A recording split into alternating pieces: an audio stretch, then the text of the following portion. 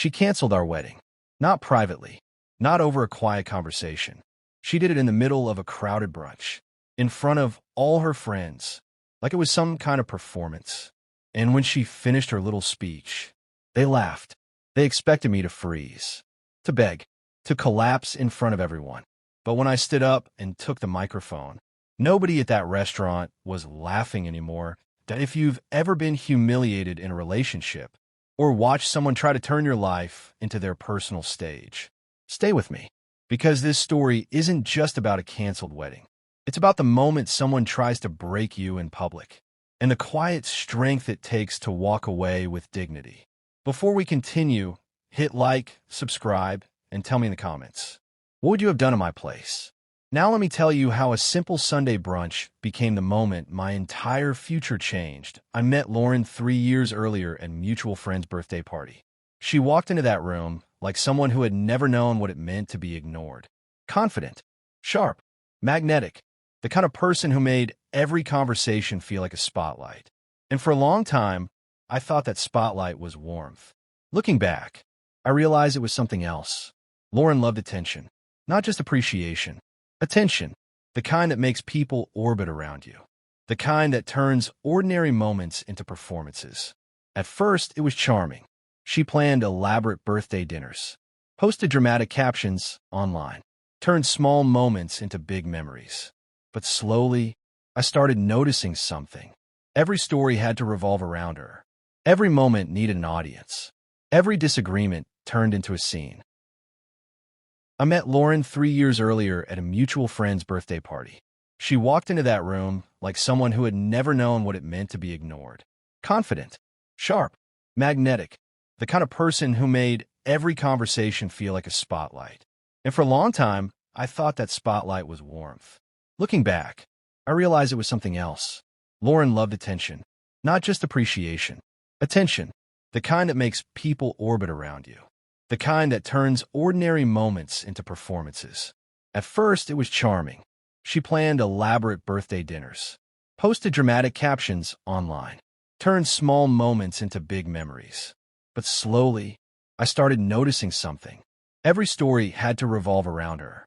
Every moment needed an audience. Every disagreement turned into a scene. Still, when you're in love, you ignore things like that. You call them quirks. You tell yourself they're harmless, until one day they're not. By the time we got engaged, most people assumed we were perfect together. Stable job, nice apartment, wedding planned for the fall, a venue overlooking the lake, 300 guests, everything mapped out like a magazine spread. But a few months before the wedding, something shifted. Lauren started acting distant. Short replies, long nights out with friends, conversations that ended before they started. Whenever I asked if something was wrong, she would wave it off. You're overthinking. It's nothing. You worry too much. So I stopped pushing.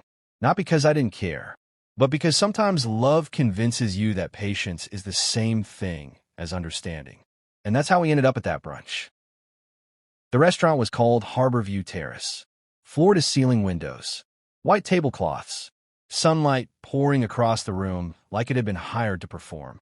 Lauren insisted we meet her closest friends there. She called it a pre-wedding reset, a chance to relax before the chaos of wedding planning. When I arrived, she was already sitting at a long table with 5 of her friends. They looked like they had stepped out of a lifestyle magazine. Perfect hair, perfect outfits, mimosas already halfway finished. Lauren smiled when she saw me, but something about it felt rehearsed. I took the empty seat beside her. For the next 20 minutes, the conversation bounced around the table. Vacations, promotions, weekend plans, surface-level chatter that never quite landed anywhere. But something fell off. None of her friends looked at me for longer than a few seconds, and Lauren kept glancing in my direction like she was waiting for something. Then she cleared her throat. Not gently, dramatically.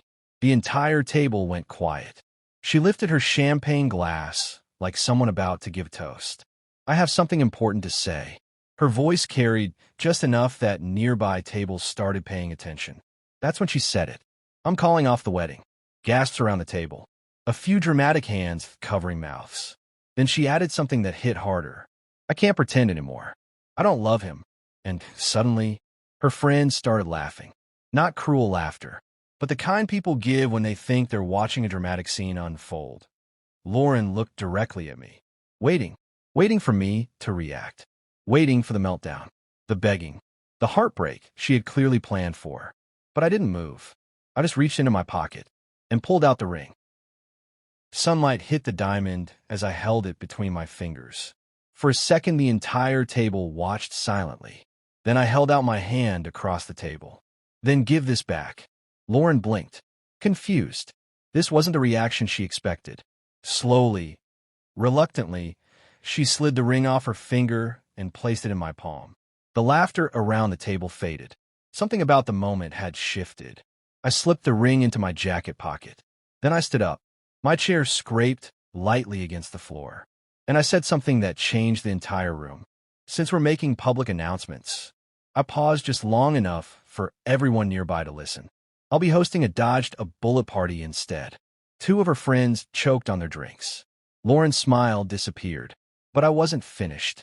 Near the restaurant's brunch stage, there was a microphone stand reserved for live music later in the afternoon. I walked over, picked up the mic, and spoke calmly. And Lauren, since your parents paid for half the wedding, I looked directly at her. You might want to explain to them why it's canceled. The restaurant fell silent. Forks stopped moving. Waiters paused mid-step. Lauren's face drained of color. Her friends suddenly became very interested in their plates. I placed $200 on the table to cover the meal. Then I walked out. No jilling, no argument, no dramatic speech, just the quiet sound of the door closing behind me. The cool air outside felt like hitting a reset button. My phone started buzzing before I even reached the car. Texts, calls, voicemails, but I didn't answer a single one.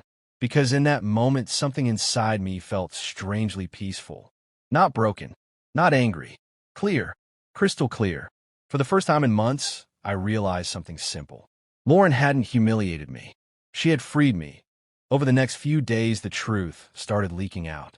A friend named Holly met me for coffee. She showed me screenshots from a group chat.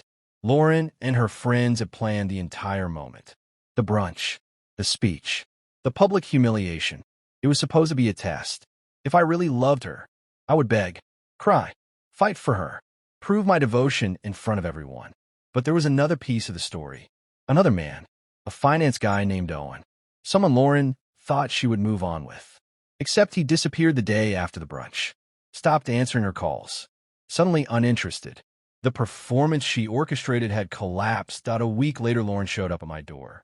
No muck-up. Eyes red. Voice shaking. I made a mistake, she whispered. But I just looked at her calmly. A mistake is forgetting an anniversary. What you did was planned. She cried. She tried to explain. Tried to reach for my arm. But I stepped back. You ended it publicly, I told her. I'm just respecting that. For a long moment, she stood there hoping I would soften. Hoping the door would open again. But it didn't. I closed it gently. And that was the end of us. 2 weeks later, my apartment filled with laughter. Friends everywhere. Music, food, drinks. The dodge a bullet party. People congratulated me like I had survived something dangerous. And maybe I had. Lauren even showed up that night, dressed like she was going to a club, begging for another chance. But the answer was the same. Clarity. Not anger. Not revenge. Just clarity. I told her goodbye and went back inside to the people who actually cared about me. 3 months later, I sat in a beachside bar in Costa Rica, watching the sun disappear into the Pacific.